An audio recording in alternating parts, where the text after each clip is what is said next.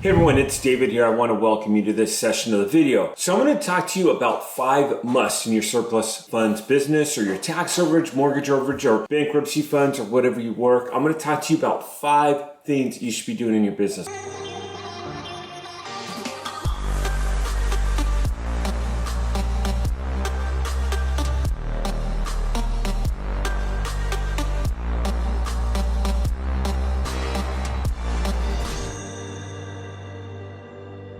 Do me a favor, before I get there, if you've not subscribed to my channel, click the link below, subscribe, click the notification link. I had some winners last month. I'd love for you to be one of my lucky winners. I gave some free coaching and I gave some free leads out to people. It was pretty cool. I'd love for you to be one of my lucky winners. So the first thing is, one of the biggest mistakes I see, and I've said this time after time again in video, when I pick up the phone and I say hello, unless it's my mother or my wife is out for the day and she's calling me, how are you? Totally fine, acceptable. If someone I don't know calls me and asks me how I am, why would I want to get personal with this person? You have to be able to tell them, step number 1 I'm going to say is what's in it for them. Okay, now that's hard because you're calling somebody that you don't know and you're telling them that they have money that they don't know they had. I guarantee you they've received calls from the IRS. I guarantee you that they've received calls saying that they've had auto liens that have expired, their home warranties expired, their cars expired. And I mean, the list goes on and on. I mean, you guys see all the phone calls, the Social Security, the IRS. I mean, it goes on and on and on. So what's in it for them? What I do is I focus on data to overcome that. And I have earlier videos on my script, but this is David trying to reach John Smith. Pause. John, you lived at 123 Main Street. Did you know that that house went for more than the asking price at auction? Pause. Just giving him some information, okay? And again, he may hang up, he may know, I mean, they may be so used to it that it's habit. And people always ask me, well, if they hang up on me, is it a dead lead? Not necessarily, especially if you know you have the right person. In fact, if you're calling people, and this is a bonus, I didn't even plan on saying this, but that I have to do, I often start off on one thing and just go out in left field on these tangents. But if you're calling people and the answer machine says, this is John Smith, you know that you have the right person, and that's great. Keep on trying him. I mean, leave him a detailed message, which I do. When I leave the right messages, and I leave so many a day, I do get calls back throughout the day, and I just say, hi, this is David. I'm calling you about the overage on this property. I'm calling you about your dormant Bank of America account, whatever it is. I leave a detailed message on it, but you have to be able to say what's in it for them. Now, I haven't said what's in it for them, okay? I've only given them the data at this point. Then if I still have their interest, I'll say, I'm with JD Vista. I was assigned this file. With your permission, I'd like to go ahead and assist you in working this. And everyone has different scripts.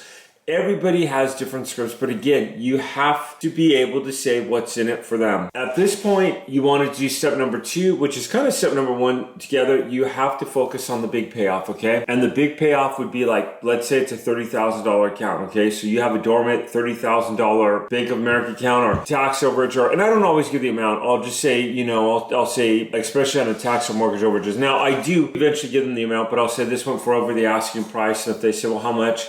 The best data I will have is if I have this, and I don't always have this, I'll say, well, it was asking for 10 and it went for 40. There might be some additional liens and stuff in the county, but it looks like you should be getting some funds back, okay? I don't always say county, I'll say it looks like you should be getting some funds back. Because what if they decide they don't want to work with me, especially if it's a tax or mortgage overage? I don't give them the information. I'll say, hey, you go down to the county and just fill this out and collect it on your own, and really, you don't need me, but I hope you use me. You don't want to be at that point. Step number 3 is why now? So I always tell people, especially like in state funds, I'll say right now, and this is absolutely true, I'm not making anything up. Right now, the state is really backed up. With your permission, I'd like to go forward. The first one is a standard investigators agreement. This will basically allow me to work with the state, kick them in the butt if they're working slow, jump on them, and it will allow JD Vista to get 10% of the claims once they're received. You pay nothing, that'd be received. I make that very clear right up front, bam.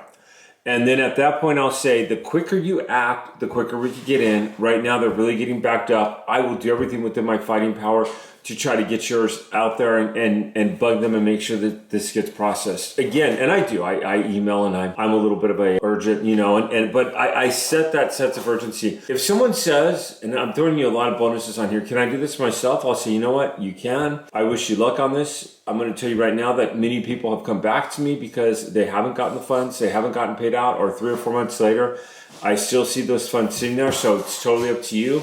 if you want to do this. And if they say, I think I'm going to work on this myself, tip, this is a bonus, okay? I'm going to go and work on this myself. Mr. Smith, that's great. I want to wish you luck on this. Is it okay if in 4 or 5 months I follow back up with you and just see where you're at? And if you haven't gotten anywhere, then maybe we could work together.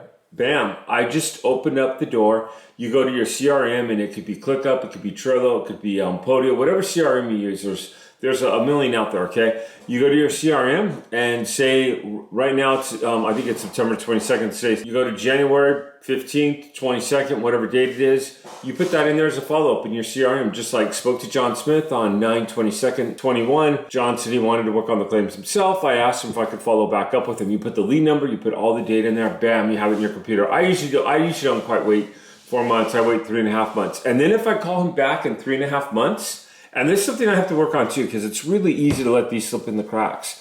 And by the way, most of the people that I see that are successful in this business is in the follow-up. Another tip, another gold nugget, okay? You have to follow up. Most of my deals that I get, I have 4 to 10 conversations with people. Now I have one right now that the state's processing that it was one conversation. Actually, I've had 2 or 3.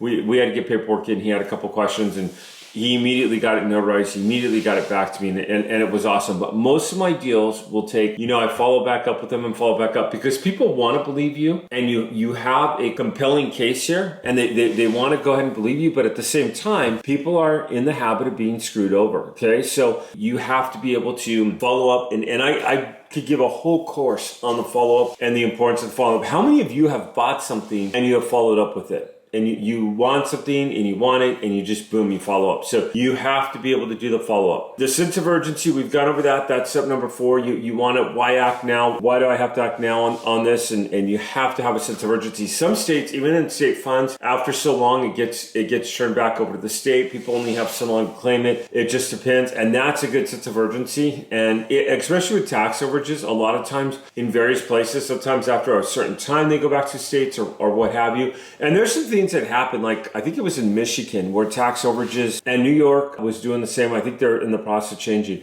Tax overages were not going back to the homeowners, and they weren't going to give it, and they went to court and they just lost. And I've said that before. Okay, another one is the 5th step, and this is just as equally important as the first 4, is why should they listen to you? Why listen to you on why they should get funds back? Why listen to you? So you have to have a sense of competency. The less you say and the more you could say and the less that you say will make you more valuable.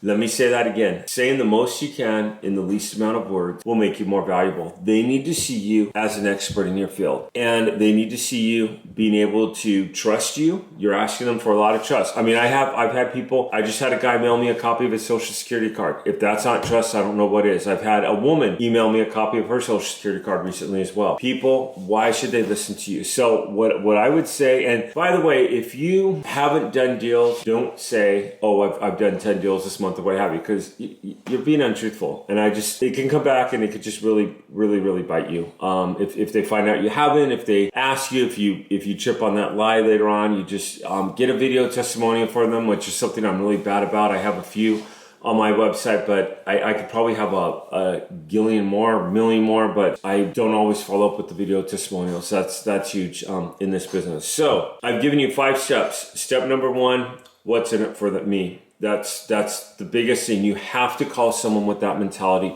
What's in it for me? Step number 2, focus on the big juicy picture. In this case, it would be the payoff. You're focusing strictly on the payoff. Step number 3, why now? You're creating, and then step number 4 is you're creating a step of urgency. And those two kind of come in together. I get that, but why now? Why should they act now? You have some time. You can work on their case. You can go ahead and get the process starting, and then the quicker you act, the better. You're kind of putting those two, merging them together. Why should they listen to you? You have to be an expert in your field. And again, what I tend to do is, and I have plenty of good conversations with my clients. I've had clients tell me that they love me. I have clients that have thanked me. I've had people break down and they've started crying. And let me tell you, there's no better feeling in the world than when you know you've helped somebody and you've helped someone get paid and you're getting paid in the process. There's no, I love it, okay? And it's absolutely incredible. There's people that do this that I've read about, like 1 or 2 guys, like in certain states, and they call people and they inform them and they let them know about this, and they get nothing out of it. And I'm like, wow, that is absolutely incredible. And all they do is they call people and say, hey, I just want to let you know you have state funds in this account, and all you have to do is apply for it, go here. And it's like,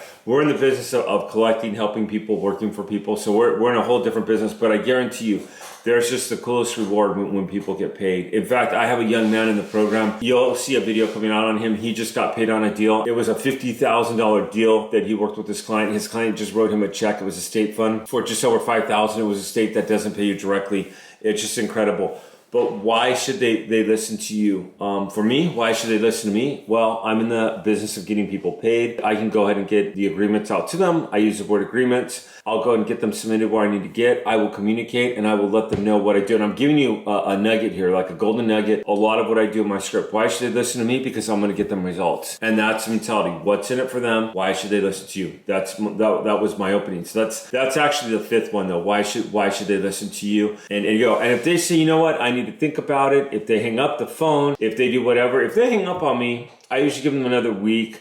Is what I say is good, and I call them back, hey, John Smith. And I'm not always super good at this, but I have to really focus on this because like I said, a lot of your business in the follow-up, that is a lot of where my business goes, and that's where it lies. Hey everyone, I want to thank you for watching this video. Do me a favor, if this was helpful, give me a like and subscribe to my channel if you haven't. Click the notification links when you subscribe down below because I'd like for you to be notified if you're one of my lucky winners. I'll see you on the next video, and thank you.